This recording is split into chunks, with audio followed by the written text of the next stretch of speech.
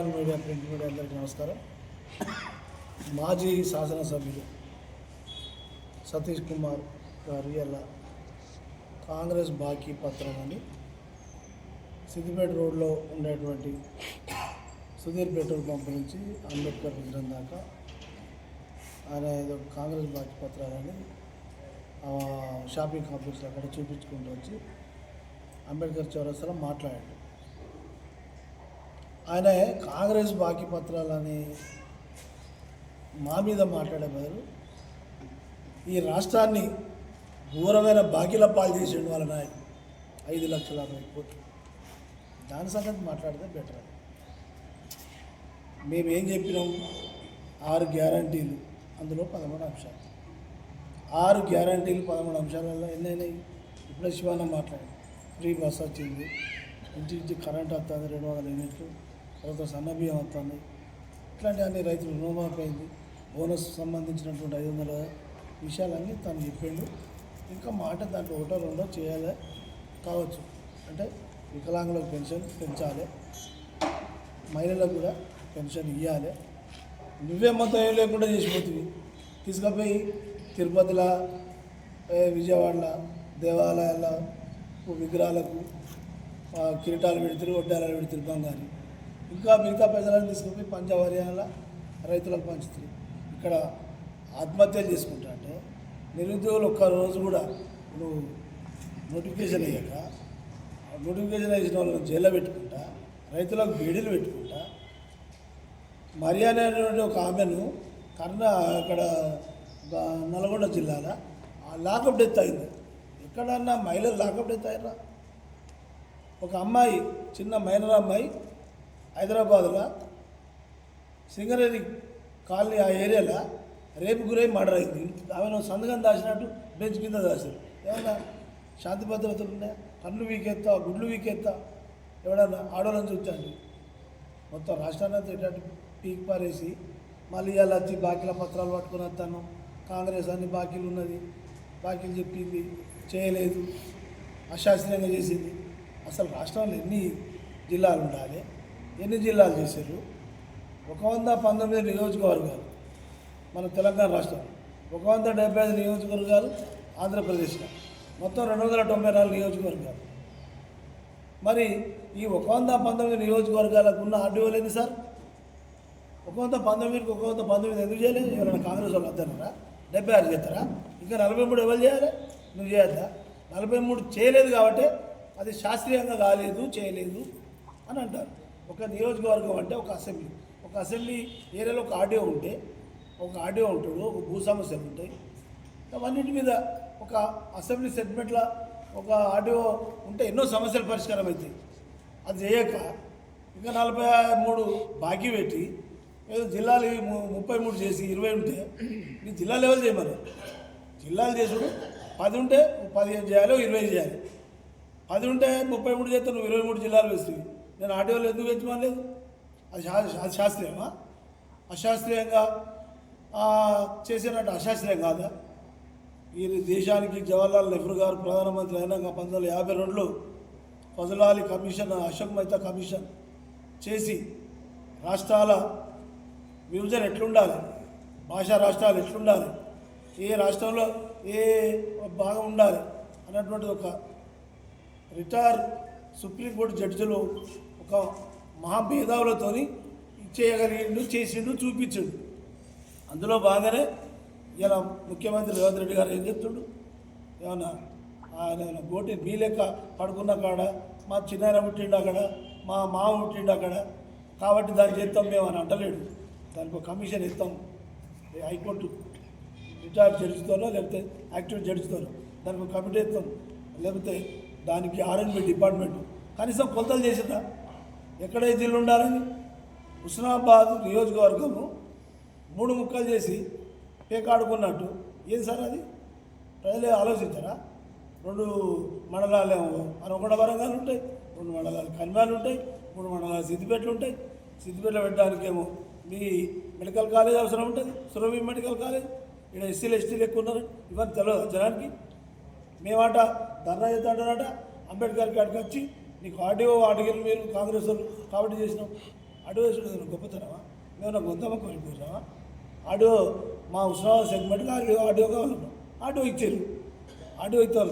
ACB office కావాలన్నా ACB office నువ్వు మొదటి సంవత్సరం మొత్తం రాష్ట్రంలో నీ గవర్నమెంట్ వచ్చి ఉత్సవాలు చేసుకుంటా అంటే మేము పోయి ఏసీబీ ఆఫీసు కాడ మాజీ కోర్టు నడిపిన ఆ ప్లేస్లో మేము ధర్నాలు చేస్తా అంటే మమ్మల్ని అందరిని అరెస్ట్ చేసి అది ఇచ్చారు.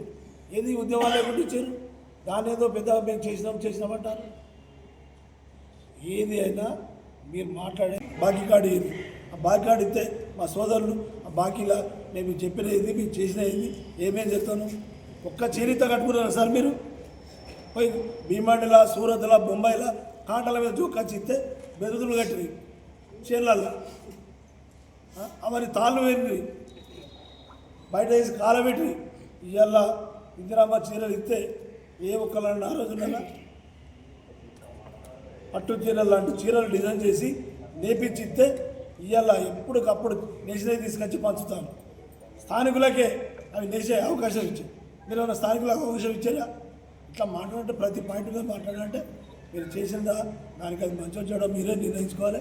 జనానికి చెప్తున్నాం మేము అని, జనం మీరు ఆలోచించాలని చెప్తున్నాం అని తెలియజేస్తూ మీ అందరికీ ప్రత్యేకంగా నమస్కారాలు తెలియజేస్తూ మా వాళ్ళందరికీ కూడా నమస్కారాలు తెలియజేస్తూ సెలవు తీసుకుంటాం. నమస్కారం. మాజీ శాసనసభ్యులైనటువంటి సతీష్ బాబు గారు మరి హుస్నాబాదును అభివృద్ధి కార్యక్రమంలో కూడా ఏం చేసిండు పొన్నం ప్రభాకర్ అని చెప్పి మాట్లాడడం జరిగింది. మరి పొన్నం ప్రభాకర్ ఏం చేసింది అనేది నీకు తెలియదా? మరి గతంలో హుస్నాబాద్ నియోజకవర్గం ఎట్లుండే, మరి ఇప్పుడు దాని రూపురేఖలు ఎట్లా మారినాయి అనేటువంటిది మీకు కానీ మీ కార్యకర్తల గారికి కానీ తెలియదా?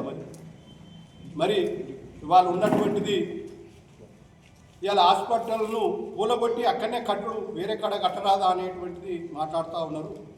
మరి గతంలో మున్సిపల్ స్థానంలో ఎప్పుడో ఆఫీస్ ఉండే, మరి అక్కడ ఉండే మండల పరిషత్ ఆఫీస్ ఉండే, మరి దాన్ని కూలగొట్టి ఇవాళ మున్సిపల్ ఆఫీస్ కట్టింది మీరే కదా.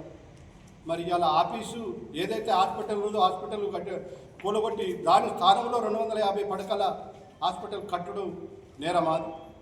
మరి గతంలో ఇక్కడ ఈ ప్రాంత ప్రజలు హుస్నాబాదును కరీంనగర్లో కలపడానికి మేము ఎలక్షన్ల ముందు మరి ఇక్కడ ఉన్నటువంటి గౌరవనీయులైనటువంటి ముఖ్యమంత్రి రేవంత్ రెడ్డి గారు ఇక్కడనే హుస్నాబాద్ చౌరస్తాలో మేము కరీంనగర్లో కలుపుతామని చెప్పడం జరిగింది. మరి ఇక్కడ ఈ ప్రజలు ఆశీర్వదించి మమ్మల్ని మళ్ళీ యథావిధిగా కరీంనగర్లో కలుపుతారు అనేటువంటి నిర్ణయం ప్రకారంగానే ఇక్కడ ఓట్లేసి గెలిపించి మమ్మల్ని ఆశీర్వదించి ఇలా సీట్ల మీద కూర్చోబెట్టినటువంటిది ప్రజలే. మరి ఆనాడు మేము తప్పు మాట్లాడుతుంటే ఇలా మాకు ప్రజలు నిర్ణయం తీసుకొని ఇలా మాకు గుణపాఠం చెప్పు కదా.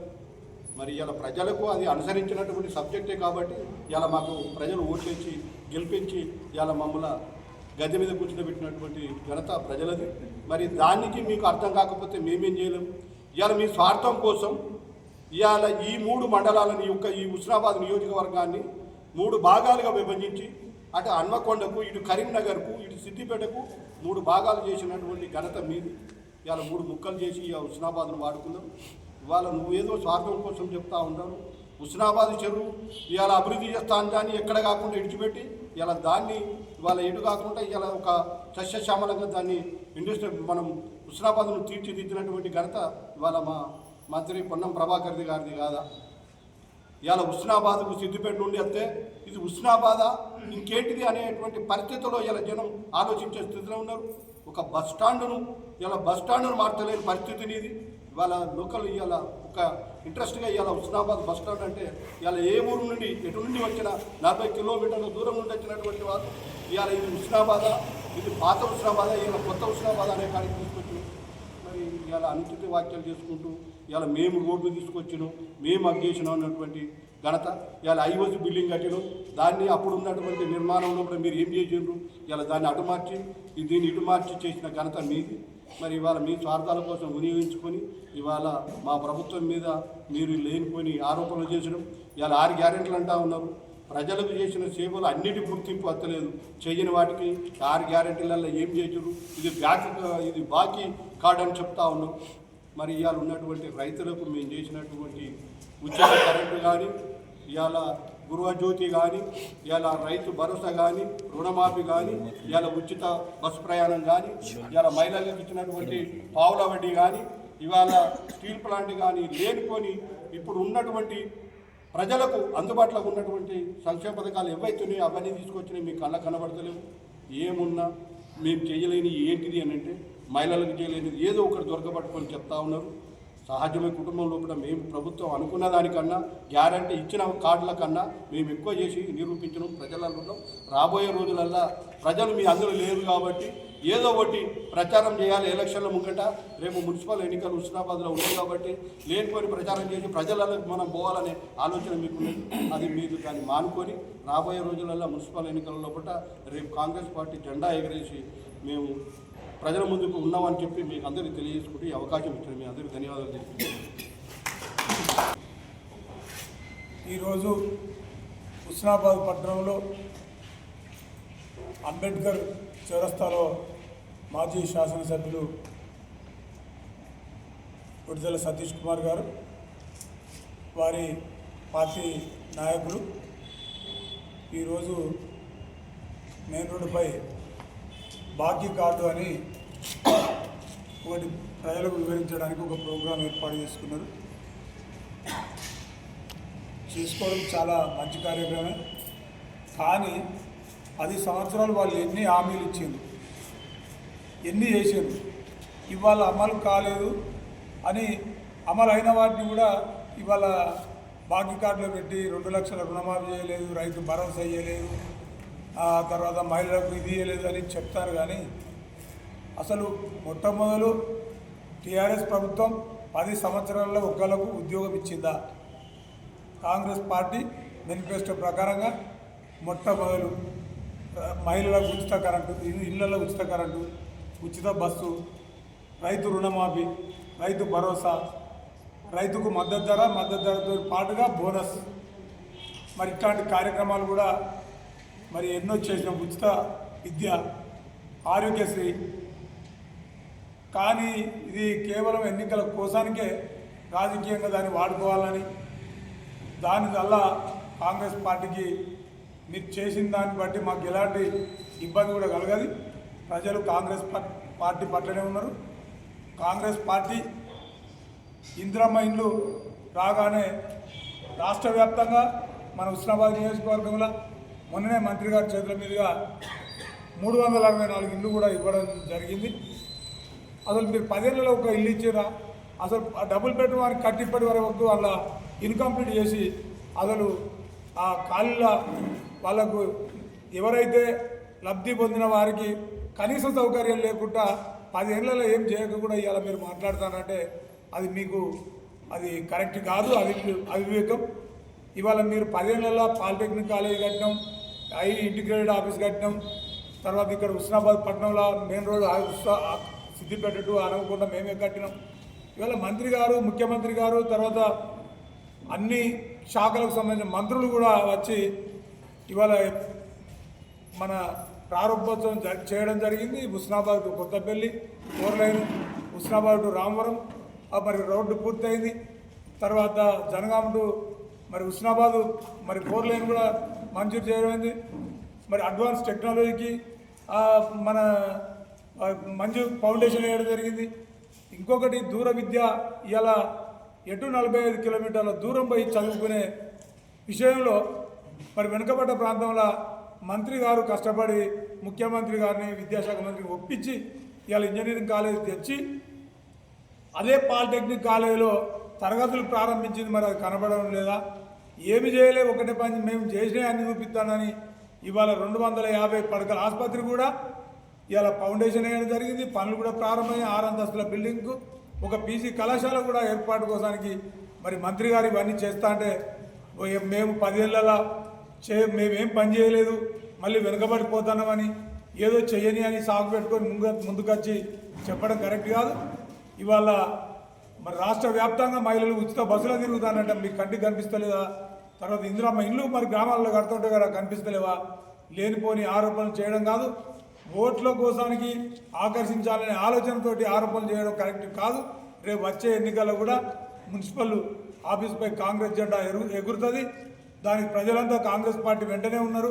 మీ మాటలను ఎవరు కూడా నమ్మరని ఈ సందర్భంగా తెలియజేస్తూ అవకాశం ఇచ్చిన మీ అందరికీ కూడా ప్రత్యేకంగా కృతజ్ఞతలు సెలవు తీసుకుంటాం.